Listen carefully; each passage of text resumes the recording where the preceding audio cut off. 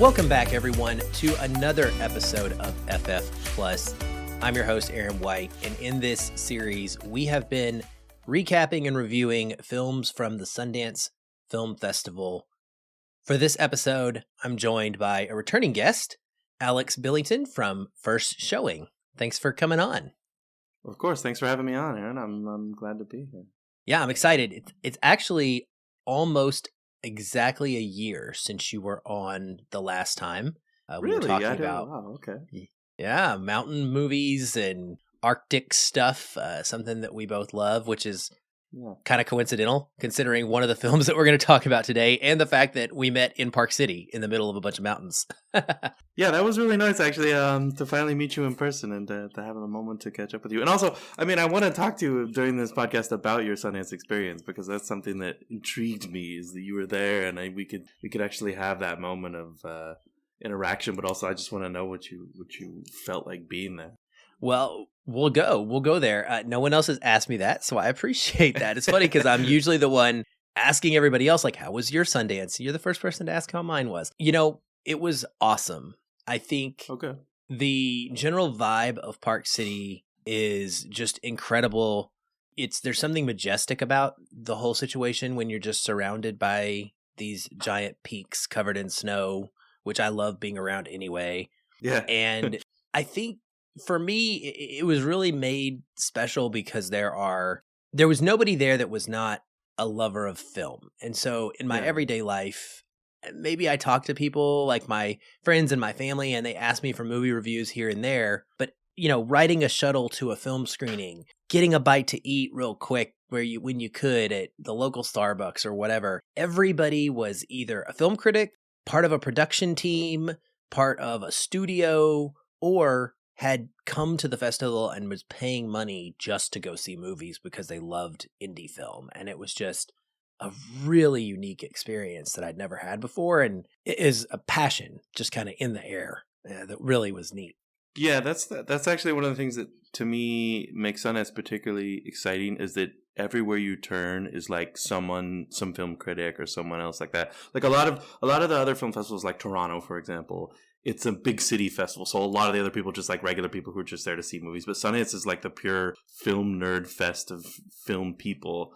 And part of my joy is to catch up with all these people that I never usually see during the year, and also just to like geek out about movies, like you just said, like this, like everything you see, you either get out and you're like, wow, look what we just saw, or you get out and you're like, that wasn't very good, and you kind of, discuss it and chat about it. But I mean, that's kind of what I was curious with you, is that it's such a important festival in sort of cinema history. Is what's your interpretation about and feeling about the like vibe of what it is there? And I know you don't have so many years to reference in the past, but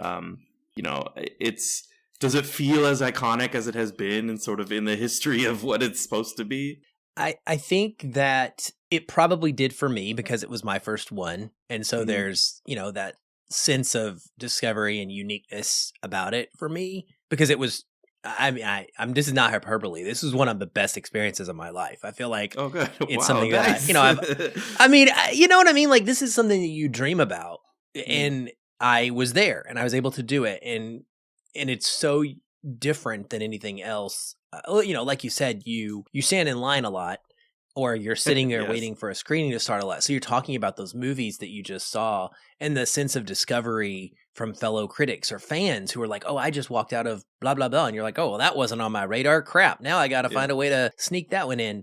I wasn't going to see Past Lives, which is one of the films we're going to talk about. But the buzz from the premiere in person had me pivot my schedule to make sure that I could get it in, which was a good play. But with regards to the festival, I think the one thing I noticed is I've always thought of Sundance as completely indie, as in the movies there were not attached to any bigger studios yet. And this festival, there seems to be a lot of movies that had already acquired distribution before they came. And that was weird. So something like Infinity Pool, which I didn't see, I don't care about it. Yeah. But like that was a big premiere at Sundance, but it was in theaters like 6 days later or something. And that doesn't scream Sundance to me. Sundance is about discovery to me, and I feel like maybe it's been a little, the lines have been blurred there. Well, I mean, this year less so. I mean, this year had less of those big films than in the past.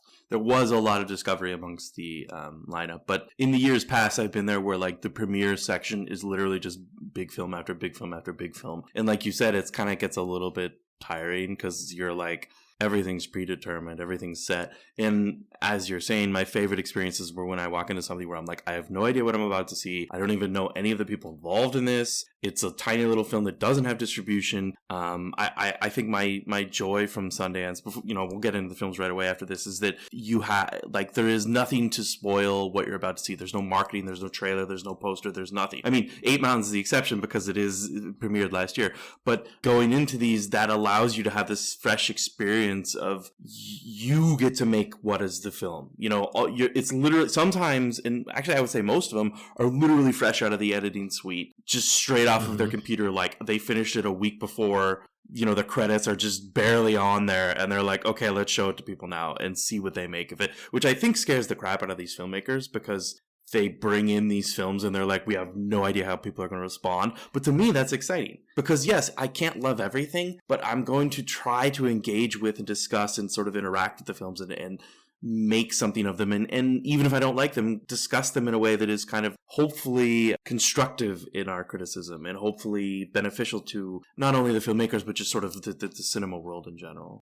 Oh yeah, very well said. I agree. And The Eight Mountains, which we'll talk about, is that movie for me. I mean, I went to see it purely because I read a blurb on a website.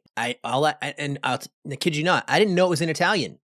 All I read was The Eight Mountains, and I was like, oh, it's about mountains. Like, I'm sold. And I went to this movie at like 9:00 on day 2 of the festival and was like, oh, this is 2.5 hours long and in a foreign language. I might have made a mistake, but because can I stay awake? No, you didn't. You didn't.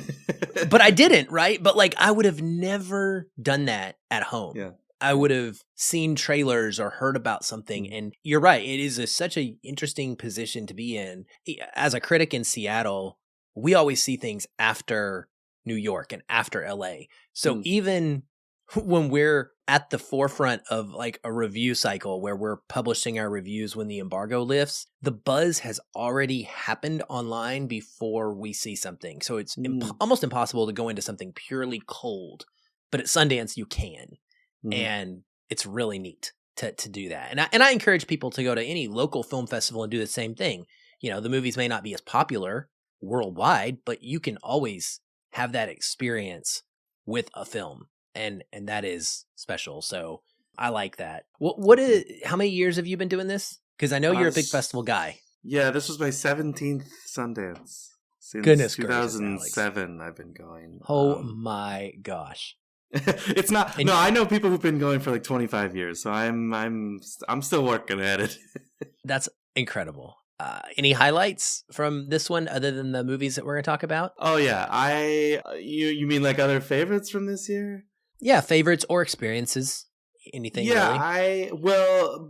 These go hand in hand because I think 2 of the best audience experiences I had this year were Fair Play, which is this Wall Street film about a woman who gets a big promotion and all the guys kind of hate her and turn into assholes around her. And that was like, I didn't even see it at the premiere. I saw it like the second screening in Park City. And the audience was just like went nuts for it. And actually, the thing I've been telling people and reminding people is that the Sundance audiences are not as standing ovation and praiseworthy as like the Cannes audience. So when that happens, it's a genuine thing. And this was like instant standing ovation. And I was standing in the back listening to the Q&A, and there was a guy in the back just shouting like, bravo, bravo, which is like, this was like I felt the electricity in the air and the buzz, and that was incredible. And the same thing with Theater Camp, which I saw. It was my very last film of the festival. I saw it down in Salt Lake City with a crowd that was completely sold out.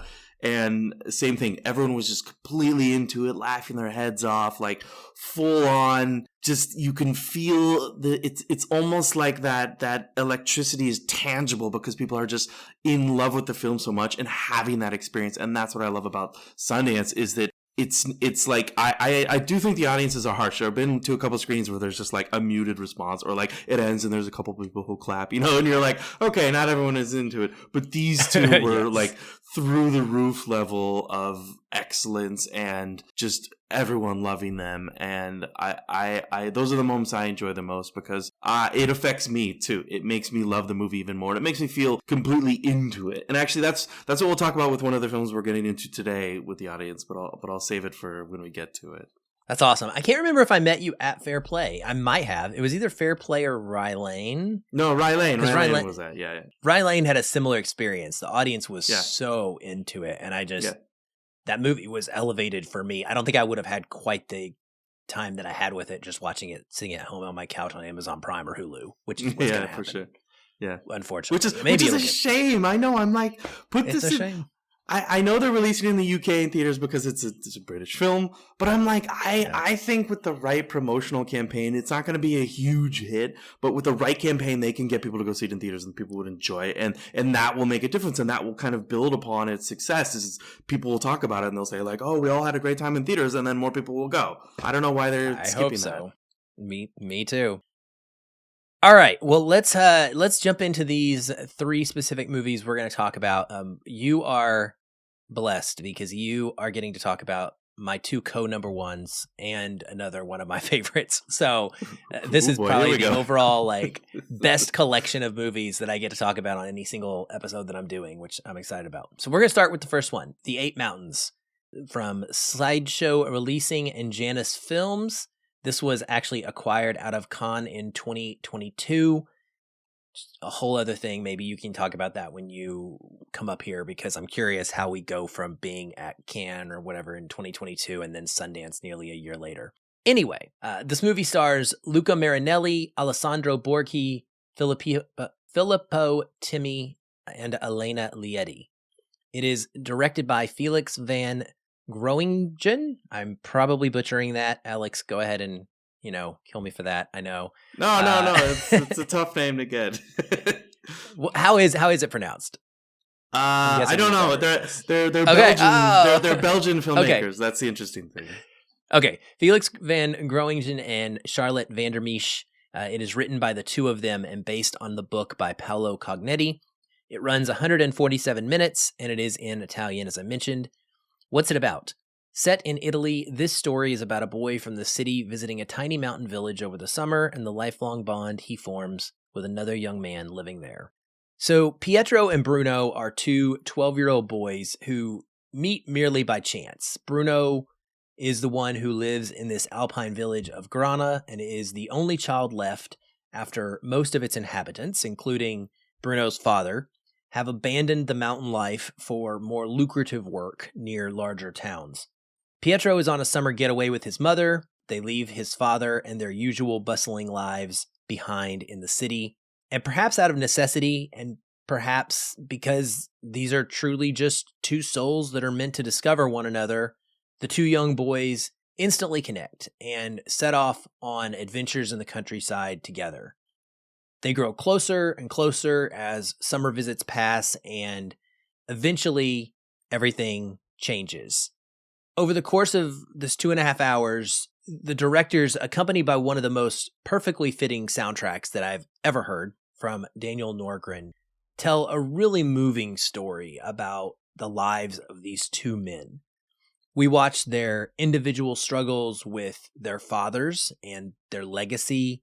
We see their romantic relationships.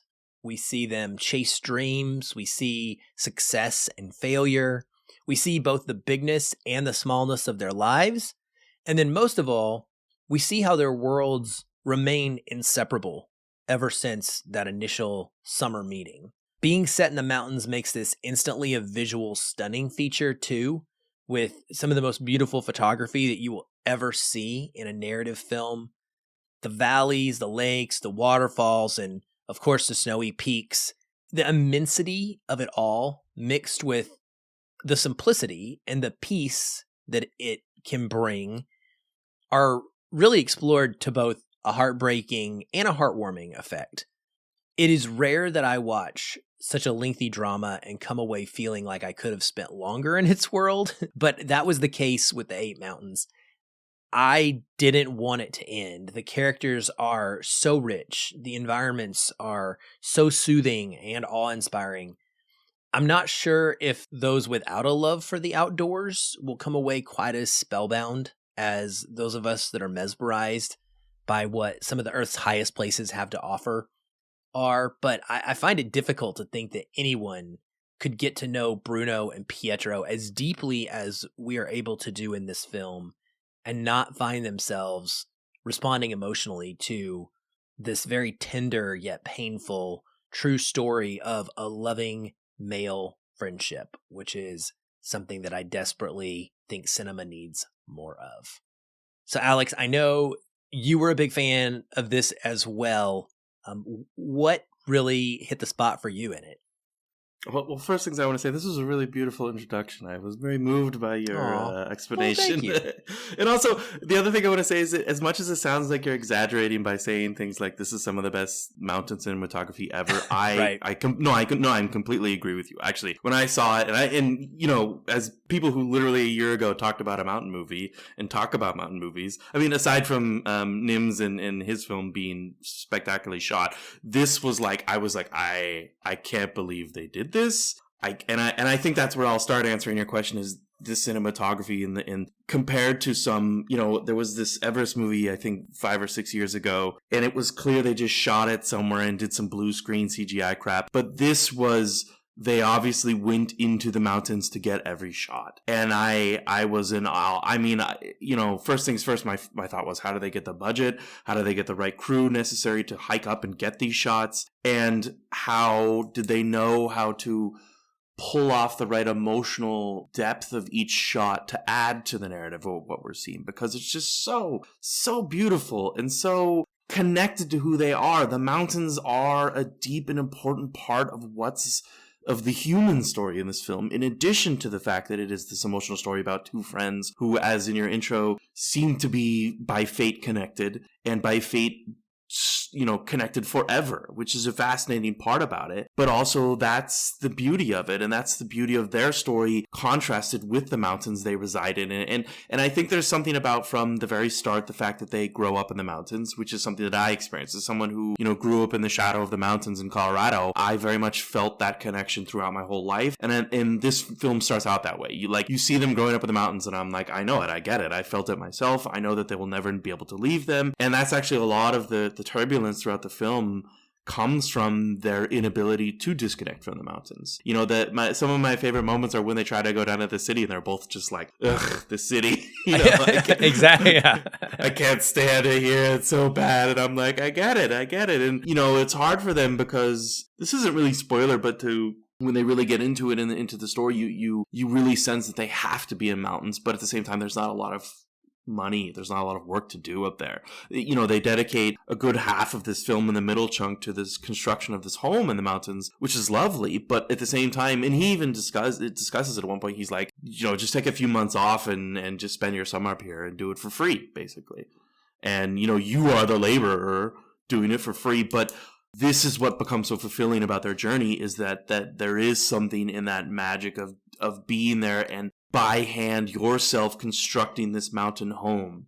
And then once they build it, it then becomes something else as each continue on in their lives and go on and so forth. And one of the other things that I was going to bring up to you today is actually what you told me when we met in the Rye Lane screening, which was how fascinating the 8 mountains concept is and what it actually means when they explain it in relation to the story and what's going on. And you're kind of sold on, it's a movie about 8 mountains. Well, what are those 8 mountains? And then there aren't really 8 mountains, but then there is that moment at the end where he explains the concept of the 8 mountains, and I'm like, oh, this is really nice, and I get it. It just, and I think this is what we talked about briefly. I was like, I wish there was a different title, but at the same time, I don't know what else to call it. And I don't know what would be another way to, because I want people to see this and I want them to get into it, but I also can't. It's a really hard sell if, as you said in the intro, you're not exactly a big outdoor mountain lover like we are. Then what is the best hook I can give someone other than saying it's this really tender and like really deeply honest story about these two guys and what they go through. Very much deals with their struggles and their depression and their loneliness and also their connection. and how the mountains both provide peace and soothe them, but also provide the difficulties and struggles, which is defined early on in this moment when they go hiking with their as Pietro's father, I guess, and they kind of reach that point where he can't go on, and he's like, what do I do? And I think that represents both the challenge of the mountains, but also the allure of the mountains. Like, he couldn't go on, but he has to find out how to go on. And I think the core of what the film really is also the difference between each of their lives. And that is what the 8 mountains concept is that one of them pursues that one mountain and stays on that one mountain while Pietro continues around the 8 mountains, and how their lives differ despite their connections. And I think that was so soulful to me to watch. It's almost like makes you wonder, what path are you on in life after viewing this? Where are you going? Where are you headed? And what are you considering as a mountain lover? Where's your path taking you, and what do you want to do with your life? And can you maintain it? Can you continue down that path and stay happy and stay driven and passionate, I guess? Oh, absolutely. That's definitely a reflective movie for me as well. And I like the title, even knowing with that now that, it does work in the end, and it is really a great moment when he explains it. It's like, Yeah. and that's really interesting. And I think it's a decent enough sell for it. Do you happen to know what time period this is set in? Would you say early 1900s? No, I wouldn't go Maybe that far, but I middle? would, yeah, somewhere around, I think, because of course when they started as kids, it's got to be 60s, 70s. Because by the end, Okay. they're what, like, by the end, I felt like it was pretty close to modern times. Pretty but modern? He's 40 Okay. at that point, so he's, if you Okay. go based on the actor's real age, I think he's like in his 40s. So but to your point, they never really try to connect it specifically with the time. Like, they don't discuss, They don't. World War II or Mm-mm. anything like that. Nope. But at the same time, there is obviously a sense of passing time with their growth as they get older, but also a sense of there's not like technology creeping in and tourism creeping into the Dolomites where they are. There's more like, I guess it's the Alps. I'm not sure. It's not. I think, I don't know if, I guess I would like to ask the filmmakers if it's meant to be timeless or if they just didn't want to have the setting kind of bother the story in a way. Well, I really appreciate that it is that way. I think Yes, it me is too. timeless for that reason. And I also think it is challenging for that reason because, I'm sitting here, in Seattle. I can look out my window and I can see peaks that are close Mm. enough to me. I'm going to go skiing in a couple weeks, right? It's just an hour away. So I'm kind of somewhat surrounded by this, but I'm sitting here in my technological hole of a house full of electronics and internet and stuff. And this is a movie where these people, they just don't, you mentioned they don't have an income for large periods of time. And one of them like truly just lives off the land and hopefully selling the cheese that he makes from his cows. Which I really wanted to try. I was like, oh wow, that sounds great. The actual cheese or making it? Yeah, I wanted no, to try no, the cheese. Yeah, Yeah. no, I know. I did too. But I was Absolutely. like, man, Yeah. homegrown mountain cheese for this game. I want to try this. And it's so like relaxing to watch, but I don't know that any of us could live that way. Bruno, they finish working for the day and they roll out and they just sit down and peer off onto the horizon, and then they just eat bread and cheese and like drink a little bit of wine, and that's their day. And then they read a book at night, and it's such a different type of lifestyle. I think there's an appeal to that.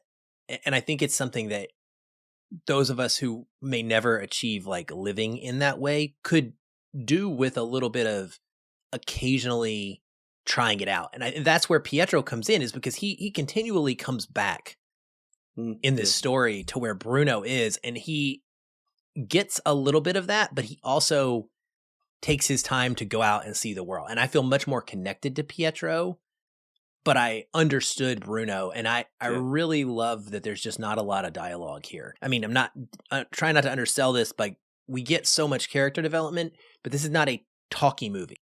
Yeah. It's not just two dudes who are monologuing constantly. And I mean, I don't know that any movie ever about male friendship would be, because that's just not how males communicate. And this movie captures it so well.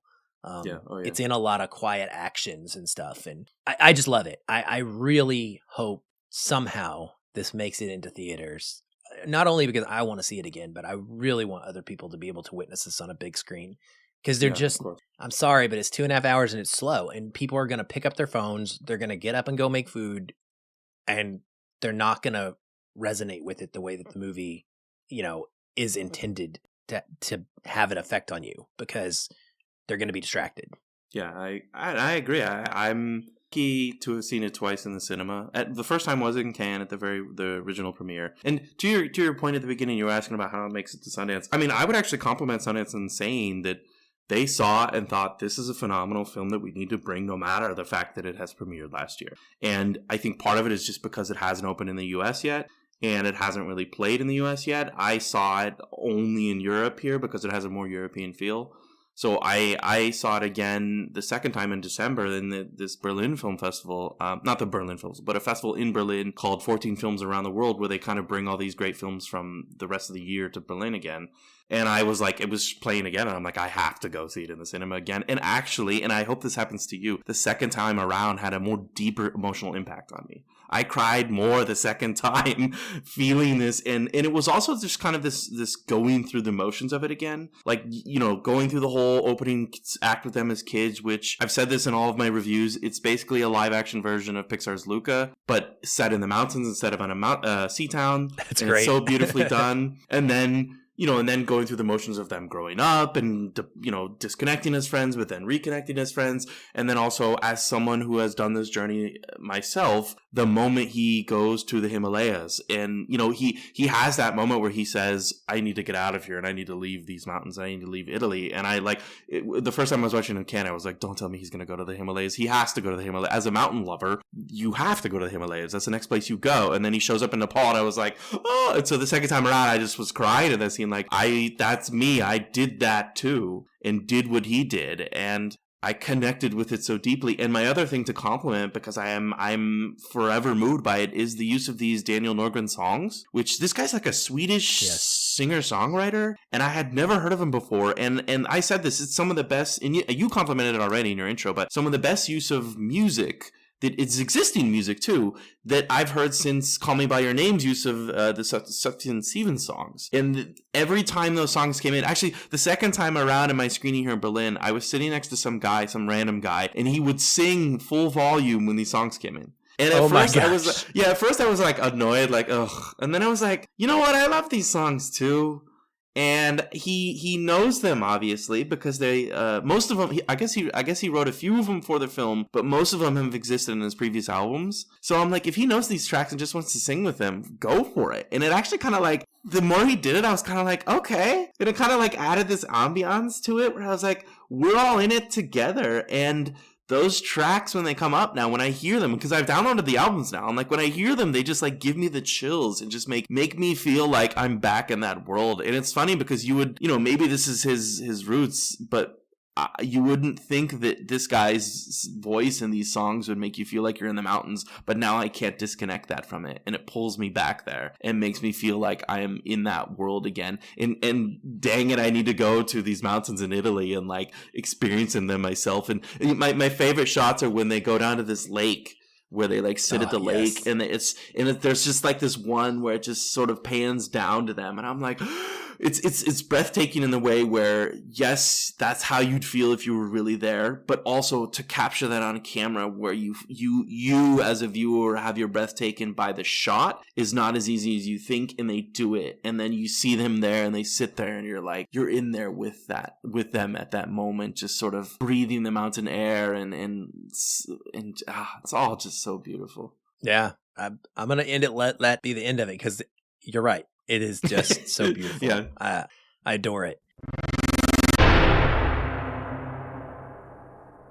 Next up is Past Lives from A24.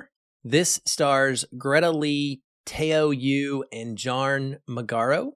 It is written and directed by Celine Song, one of many directorial debuts at the festival. It runs 106 minutes, and it is in English and Korean languages. Mostly Korean, I would say.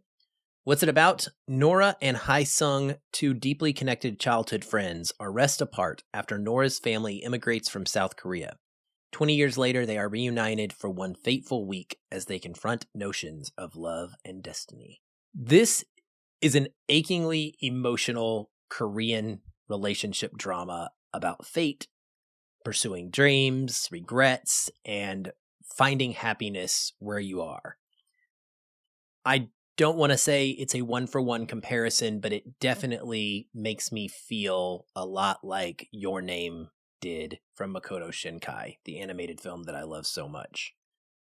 The story follows Na Young, played by Greta Lee, and we meet her as a young girl on the verge of immigrating with her filmmaker father to America. That's an ongoing thing I've noticed at some of the films I watched in Sundance as well, is movies where characters are into filmmaking or film fans. My goodness gracious. It is, I feel like every other movie has one of those characters in it.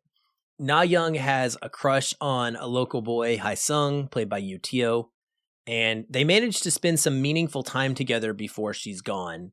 There's one particular really adorable childhood, I'll put in air quotations, date that they go on with their parents, their mothers in tow, that is just very reminiscent of what we all probably experienced at that age. From there, the story jumps forward 2 different times. Once 12 years later, where Na, who is now going by the name Nora Moon in America, and Hai Sung reconnect via Skype and social media.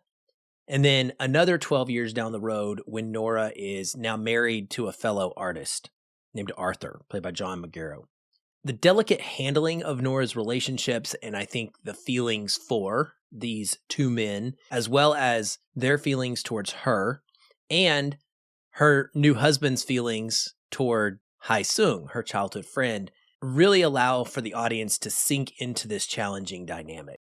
I myself was extremely connected to this, simply being a person who is in a very strong friendship with my now ex-wife's new husband. I felt many of these scenes were really well crafted to capture what it's like in that sort of relationship where it's not necessarily adversarial like most films would have you believe, but there's an understanding of the importance of both people in this woman's life. It's a stunning debut from director and writer Celine Song. It's very slow. It is very quiet, but I think that it's very deeply complex as well. And it investigates these emotional ties without defaulting to the typical Hollywood formula of showing a bunch of sex to indicate love. It does so with words and with actions and facial expressions and body language, which I much prefer. It is driven by 3 exceptionally patient and nuanced performances, and along with The 8 Mountains, I think that this is the narrative film that really made me feel the most at Sundance this year. I cried, I was swept away by it, I thought about it for, days after seeing it. It's one that really does stick with you. And I'm so glad that, as I mentioned earlier, I took the opportunity to kind of change my schedule up and go see this one, which I originally wasn't going to do. So, Alex, I got to ask, were you like me? Did you hear about the buzz from this one and then go see it? Or were you kind of already keyed into seeing this one at the world premiere from the start? Well, both actually, because I had a friend who had seen it and was telling me he had seen it at the test screening the year before, and he was like, "You have to see this." I mean, he didn't really, tell me anything else about it other than like it's about this Korean woman reconnecting. And so, based on that buzz, I was like, "I'm gonna go see it," without really knowing more about it, except knowing that it's great. And, that's not to say that it influenced me in that it is great, because like you just said in once again, a very lovely introduction. Yes, it really gets to you. And it's really this like beautiful core of emotions that I think very clearly based around her own honest personal experiences. I think that's what makes a lot of the film work. But also I appreciated the awkwardness of what happens later in the second half when they try to reconnect and bring. I mean, it's funny that you say that you have those own experiences in your life, because I was thinking the whole time, I'm like, I don't want to meet anyone's exes. I don't want to go through that. I don't want to like have that extremely uncomfortable, oh, you used to date and be into this guy moment. But of course, that's part of what they needed to address in it. And I like how she puts it in there. I do think the framework, it's hard to say this until people see it because they'll understand it better, but the framework of opening it with that shot of them in the restaurant and the I guess it's clear to say the white people commentary of what's going on with this sort of two Asians and another white guy thing, but also realizing where that commentary is coming from, as in you don't truly know the real story of these three people, but then you learn about it throughout the film, and you pick up on everything that's going on, and you also understand that this isn't really giving away anything, but yes, she deeply loves the Korean guy, but she isn't really right for him anymore, and therefore I felt bad for her new guy, but at the same time I'm like, I don't think she's gonna ditch him, you know? And that was the biggest thing for me watching this, was that question of what is she gonna do? What decision is she gonna make? And I mean, I think in her introduction at my screening, that was her point. She's like, this is a film about those decisions, and this is a film about not regrets, but sort of thinking about what decisions and choices you've made in your life that have led you to the point you've reached. And I think a lot of relationships are based around that. A lot of relationships are like, I mean, even the classic Umbrellas of Cherbourg film is based around this idea of, well, the guy leaves and she has to move on and she has to find someone else. And guess what? She can't be with the guy from the past anymore. And that's how a lot of relationships work. You're going to move on and someone else is going to come into your life and you're going to spend time with them. I also was very much trying to, not in a harsh way, but judge whether the new guy she meets in New York was really worthy of her, you know, because a lot of the first half is just such a, you know, cool and meaningful connection between her and her original Korean guy that you're like, okay, is she going to still feel the same about this new guy, or is he just going to be this kind of schlocky, well, he, you know, and when she was in university, that's what I was really worried about. She was just going to like hook up with some guy, and I was like, nah, he's not going to be a good guy. But then you kind of see he actually really is a good guy, and he really does love her too. And that I actually think one of the cores of this film too is the immigration experience, the experience of, she says she migrated twice because she moved to Canada and then she moved to New York City, and you have to go through two immigration processes. So she has to deal with that question of, and I don't think it's ever outright spoken, but it's clearly in the film to me, is losing her Korean identity and becoming a very Americanized American Asian woman in New York City, and becoming Americanized not only with her name, but just with who she is as a person. And she makes these comments later on when he comes to New York to visit her about how he's like the Korean, which I'm like, I know in the wrong film, someone could probably say that's racist, but I'm like, the way she makes it, she's right. She's actually directly addressing that there is a different feel between how someone evolves and grows when they immigrate and they leave their country behind, and how they change and how he doesn't change. And yes, she still loves him, but at the same time, they're not really able to connect anymore because they've become completely different in their cultures. But I love the whole segment where they connect in New York again. And the point, I think I didn't feel the emotions until the last few scenes, and I think that's where the film really comes together. And in those last 2 or 3 scenes, that's when I started to tear up. That's when I was like, oh man, this is just a wonderful film. She really makes you feel warm and fuzzy inside, and doesn't make you feel like she betrayed either of them. And she makes you feel like you've been able to appreciate where you are in your life, and that we don't have to throw away this love that we've had either for someone in the past or for someone we have now. And in those 2 scenes, I was just like, I finally let it out and finally was like, well, okay. And I'm with you that this is one of the best of the festival. I'm glad they showed it. I think it was a last minute edition, and I'm just glad they gave it a chance to shine, because I also think this is her first film too. Celine Song, is that her name, right? And she's to see this as her first film, I'm like, wow, okay. You've handled it all so well. As always, I know I'm a forward thinker. I'm like, what can you do now? What more can you show us? And what can you do as a filmmaker? Because this is clearly a competent and incredible and talented piece of art. So let's continue to celebrate you and encourage more from her. But at the same time, make sure people see this film. Yeah, absolutely. I mean, I think this is going to be one. It does have enough buzz that it will probably be a big hit this year. Yeah, I hope so. And I mean, I could see this being the type of film that sneaks its way into a Best Picture race. Hopefully, it will, unlike the last Korean film that deserved to be in the Oscars race. Hopefully, this one will be. Still salty Ouch! about. You mean like after Yang or what? No, I'm salty about Decision to Leave being left out. Okay. Yes. Stupid decisions. Yes, But yeah, I I think, there is a difference in love and being in love, in my opinion. And I think this film really shows that strongly. Like the bond that she has with this childhood friend who she reconnects with, the experiences that they've had together are nothing compared to the experiences she would have had with a husband going through the process of becoming married and living with him for all of these years. And I'm a big believer that love is a choice and love is about action and not a feeling, that we sometimes equate romantic feelings as love. And that love is when you make a decision every single day to do a certain thing or to treat a person a certain way. And I think that this movie captures that really well, that you can love two people differently. And it works. It can be hard at times, and it can, and that, it shows that, but it also kind of lets you sit in that uncomfortable place of fate and what if she hadn't left, what would their life have been like?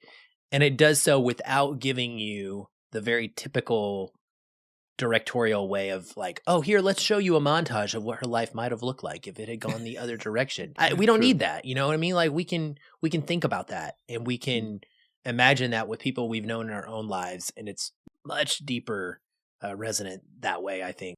So I loved it. And I too am very excited to see what she does next. I don't think there's anything wrong with having that come out of one of these directorial debuts. No, I know. It's just that I don't want people to think that I'm already moving on from this film. It's like, no, this hasn't been released yet. This has only been at one festival. Like, give it a chance to breathe and be its own beautiful. Because, like you said, I want people to see this. I want them to experience it. I'm sure they will. I just hope it gets the. I mean, it's what, an A24 release, I think.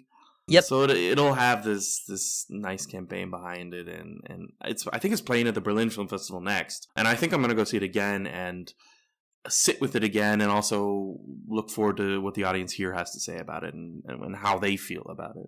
Yeah, that's awesome. All right. Well, our third film is a documentary. This is The Deepest Breath, which has been picked up or produced by Netflix. It actually was reading that it was worked on by Netflix and A24, both kind of as a co-production along with a whole bunch of other studios. It is directed by Laura McGann, written by Laura McGann as well. It runs 108 minutes. What's it about?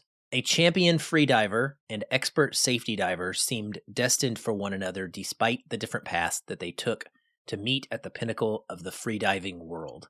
A look at the thrilling rewards and inescapable risks of chasing dreams through the depths of the ocean.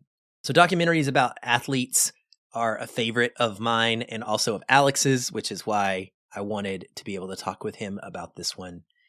The Deepest Breath explores the dangerous sport of freediving quite thoroughly, I think, using a retrospective approach. It follows the life and careers of Stephen, this respected Irish safety diver, and Alessia, an Italian on a mission to become world champion, through interviews with their friends, their families, the freediving community, a wealth of archival footage and old news reports. The documentary is beautifully scored by Nainita Desai. It has exceptional editing. It's got captivating underwater cinematography, especially of the actual dives when they're taking place in some of the more deadly and deeper locations on the planet. And it's quite emotionally moving. It really was an engrossing presentation for me, but the story is told with an air of tragedy looming over it in order to make it more suspenseful as to maybe something will happen, maybe something won't. And I wish it had just gone much deeper on the psychology of its subjects instead. I'm not going to spoil what the reasons for this method of storytelling are, in case you don't want to look up the true story first. But I can understand why they might have chosen to go this route. It's just that when they don't have any direct on-camera interviews of a primary subject and only let us learn about them through the words of others and that archival footage, it just kept me at more of a distance than something like Free Solo or Facing Monsters has done. The kind of examination where we truly walk with an athlete each step of the way and hear their own explanation in their own words for what motivates them and what drives them to put their life on the line for this sport. It's still a wonderful introduction, though. And I didn't even know that freediving existed until now. It's definitely a sport that I have zero interest in trying, but I greatly enjoyed getting to know the two very special people at the center of this particular story as well. Alex, I've been curious. I've been wanting to chat with someone about this because I don't know if you picked up on that difference that I am trying to articulate of how watching someone's story told by someone else feels different than watching someone tell you their story directly. And did you have any reaction to that? Yeah, I mean, you're right, and it's hard to not discuss the spoilers because that's a key to it. But yeah, I understood it by the end, and you make the most of it. But I also think the fact that it's played against Alessia's story is why you pretty clearly understand, because almost everyone in the film, aside from, their parents, is a free diver, and they kind of explain their interest in it. So you're like, oh, I get it. And it goes over his story early on. I actually thought it was really nice that the filmmakers include, it's a woman, I think, an Irish woman. I'm really glad that she included his story about going to Africa, because I thought that was a really good explanation as to his life, his desire to live a life unlike anyone else. A lot like Eight Mountains. Like, he was going to live a life where he's like, I'm going to do my own things. I'm going to go out and literally go to the Congo and Africa and do these things because I don't want the conventional life. I want to live the life out in the wild. And I appreciated that context to understanding him, that we can get through that part of his story without hearing it from him directly. And actually, it's funny you say you didn't know about freediving, so I'm going to recommend a film to you. Luc Besson directed a film in 1988 called The Big Blue. And it has Jean Reno in it as a freediver. And it's actually very similar to this film because it's about two freedivers, and one of them risking his life and, doing these things where you're like, wow, okay. And so it's a film about freediving friends, which is very much similar to this one. And actually, you can compare and contrast the freediving techniques, at least as they displayed it in the film in 1988, and what they have now. In Luc Besson's film, they have this thing where as soon as you reach the bottom and you grab the tag, they connect to this like mechanism that automatically pulls them to the top. It's like an airbag that sends them to the top. In this film, that has been I want to say removed, but it clearly, to me, it meant that they thought, and it's obvious when they get to the judges at the top, and the judge says you're approved with your dive or not. It meant that returning to the surface safely and returning to the surface on your own swimming ability is an important part of the freediving process. And yes. I found that really incredible to see, because you're like, this isn't just people holding their breath. This is a massive extreme sport thing. And yes, unfortunately not in a bad way, but unfortunately in what the film shows, it is an extremely dangerous sport. And therefore, these people are putting themselves at risk in a way you would think, this is what interests you in these films is you're like, why? Why would they do this? And why would they put themselves at risk? For something as simple as like diving down and grabbing a tag and coming back up. But Alessia's story is clearly all about pursuit of champion, to be the champion, to be the number one in the world, to be the best at it. And that's her goal. And so she's less into it from the nature standpoint as she is from the skills standpoint, whereas he's more into it from the lifestyle beauty of it standpoint, which is a nice contrast for them in terms of eventually being partners. And I said that this film was this year's Fire of Love, in that they're not really a couple throughout most of the film. I mean, it was pretty clear they would be. It very much starts with Yeah. them being like, oh, I think it was actually when the filmmaker introduced it in my screening, she was like, oh, thank you to Alessia and Steve. And I was like, so they're a couple. Okay, I get it. Like, you know, and it was like, okay. So it is about them, but you know, it takes a while to get to that point. But at the same time, their stories played parallel throughout the film clearly shows that they're going to be fatefully connected one day. And yeah, the other important thing to me for my screening, so did you see it at a press screening? You saw it in theaters, right? No, I missed. I wish I had. I think I would. Okay. I wanted to because of the visual aspect of the underwater photography, especially. But you know how it is in Sundance. Like you're playing Tetris with your schedule if you have to wait in lines, and I couldn't make it. So okay.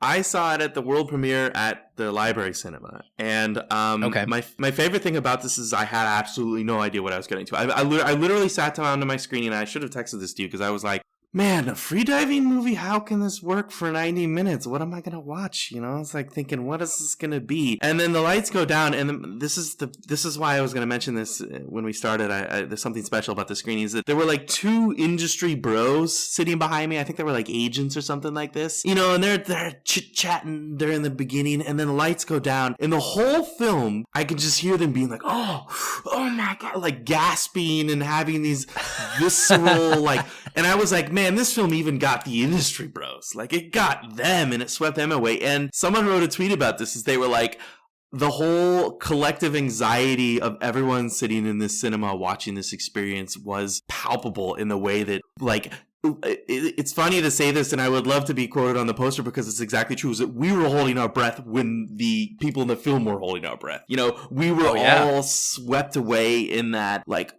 awe and just sheer, oh my goodness, fear of how are they going to do this and how are they going to pull this off. And yes, like you said, the footage of them underwater diving, it said at the beginning some of them were recreation shots, which it's fine with me. But the fact that you feel the complete effort of them going down, except for a couple of them where they kind of like just stay on the surface and you're like, where did she go? Is she gonna make it back? Those moments were just as harrowing as anything else in it. And I sat down and watched this film, and the whole time I'm just like literally gripping my seat with just, this is incredible. It ended up being one of my favorite of the fest, and I am just in awe of everything this film does, because I don't want to say I was, you know, influenced by this, but the introduction by the Sundance programmer is he said he like you and I is a huge fan of extreme sport films and documentaries and stories about people who do these things, and he's like, this film is on a whole other level. It's more remarkable than any other kind of film he's seen about free divers, and he's like, I've seen all the free diving films, and this one is so much more incredible to watch, and that got into my mind a little bit, and I was watching it, I'm like, he's right. He's totally right. There is something about this that makes it different. And I actually, the reason I'm kind of nervous to talk to you about it is I've read some negative reviews of it. And I was very curious if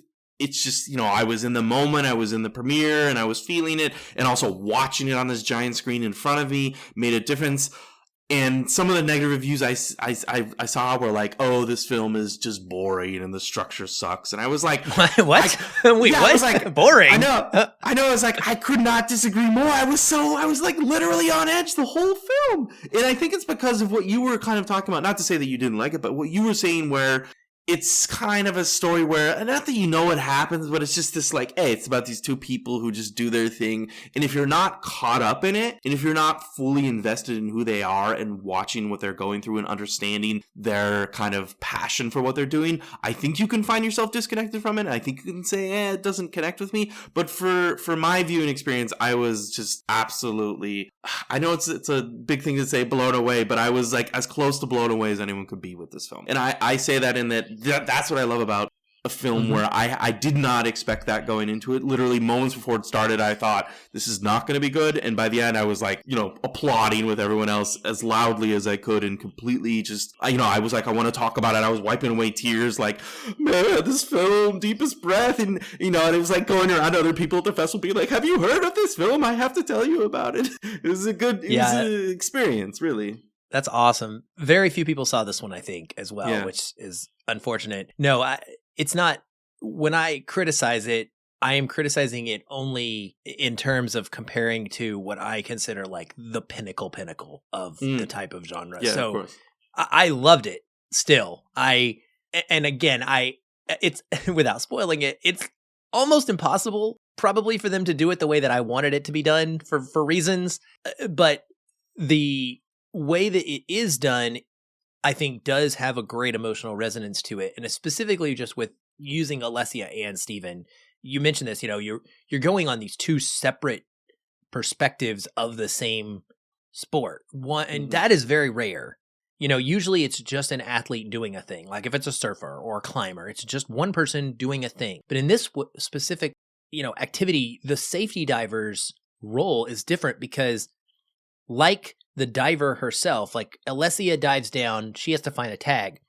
There is a point where she goes deeper than the safety diver can go because he needs to maintain enough air so that he can then bring her up. And one of the things that's fascinating about this sport that I was learning is I kept wanting to scream at the screen in the beginning. I was like, why, safety diver, are you not just wearing scuba gear? Like, why are you having to hold your breath too? What's the purpose of this? Well, they explain it, and it's fascinating because if you are wearing scuba and you are taking in oxygen from an oxygen tank, you can't give breath mouth to mouth to a diver who is in need, right? And that was kind of the main reason. So his job is to then kind of wait for her to come back up, or whoever, and coax them up to the surface without helping them, but being right there. There's a staggering amount of footage of people, these divers, getting to the surface. They pop their head above the water and their eyes roll back in the back of their head. They immediately go blue and they're like dying. In the moment, dying. And it's awful. Like, I just don't understand sometimes what makes somebody want to do this. But, the safety diver perspective was really cool to have because he wanted to nurture and help others achieve their goals. It wasn't about himself. And, that is also shown, like you said, in his adventures. He was an adventurous person. And I love getting to know about people outside of their one activity that they're known for, like their big sport, because all of that informs who a person is and why they're attracted to what they do, quote, for a living. But him, traveling the world and going on these safaris and stuff, it was a really nice extra angle to his character, and just getting to see the two of them contrasted within how they both participate in this sport was really, really interesting. And I am glad that it's got picked up by Netflix. I think this is a perfect Netflix documentary. Yeah. Frankly, it is. It's right on par with many Netflix documentaries we've seen over the last several years, and I think that people will really enjoy it when they get a chance to see it there later this year. Yeah, I agree. I the one last thing I will mention is that I found it really incredible when they discussed how Steve would track and manage and monitor everyone's individual dive as the head safety diver to know exact details about them to even help them be better at their dives. And I was like they showed this shot of he had like a whiteboard and had like information for every single person competing. And I was like, this is amazing. This guy really, truly cared about every single person and put his effort into not succeeding himself, but making sure they succeeded. He was like a genuine hero in a way that I think this film tries to convey. Like, I really feel like the filmmaker said, this guy's a hero. The conversations that she has with his father, where he's like, I didn't know if he was living a good life, was this kind of wink at, he did. He lived this amazing life of caring for people. And Alessia is the same thing. Like, she was driven to succeed, but also realized there was something more to it. And I think this is where a filmmaker can take their stories and add something to it by the way she conveys it and how she edits it and how she puts it together. And that's what to me makes this film stand out more than just simply, here's the story of them. There's something in her narrative as a filmmaker that goes beyond who these people are themselves. And I really admire what she did with that. And I like all three of the films we talked about today, I just want people to see these. I just want them to watch them and be moved by them. And, I think you're probably like me as a film lover, as someone who does this for a living and who spends every day of his life watching movies. My greatest goal for people is to not only see these films, but be deeply influenced and moved by them. Have something that you come out of them thinking about that changes you, maybe not, changes your life completely, but at least makes you deeply consider something, make decisions, and that's what I want people to be affected by with these films. And all three of them, I think, have that potential in really strong ways. I don't know if Deepest Breath is going to make people become freedivers, but at the very least, it could.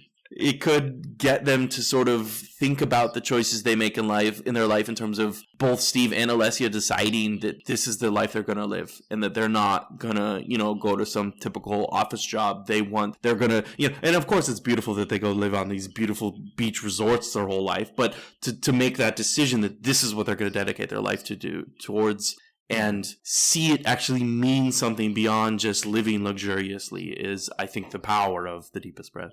Yeah, I mean, there's somewhat of a connective thread, I guess, between all of them, because all three of these movies are really highlighting the idea of living your life without regret and doing it the way that you are happy and making the most of it and embracing your surroundings and not letting the past or other what the rest of the world might think is best for you affect you. And so there is something beautiful about that we could all take away from them. So yes, definitely. Cool. Well, this has been great. I am so glad we got to talk about these. I was really excited for this for a long time, waiting for us to get a chance to chat. And great.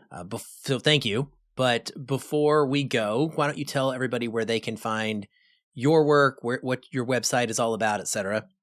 Yeah, as always, I'm available at firstshowing.net where I post my reviews and write a lot of updates on trailers and new films that are coming up. And as always, you can also find me on Twitter at First Showing and on Letterboxd at First Showing, where I talk about everything I see all the time, which is an endless amount of films. Absolutely. And I will always and forever plug this as well, that firstshowing.net is the best place on the web to go for your upcoming film release date list. Alex maintains it very well. It's my go-to. It's actually how I kind of discovered Alex years ago. Is First Showing became my spot where if I needed to check for release dates and plan out my podcasting schedule, that was what I would use. And so still to this day is the best out there, I think. So yeah, follow Alex and interact with him on social media as well. That's it for this episode of our Sundance coverage on FF+. Hopefully you've enjoyed, and hopefully one of these films will resonate with you as well once you get a chance to see it. I'll be back soon. Until then, keep watching and keep feeling film.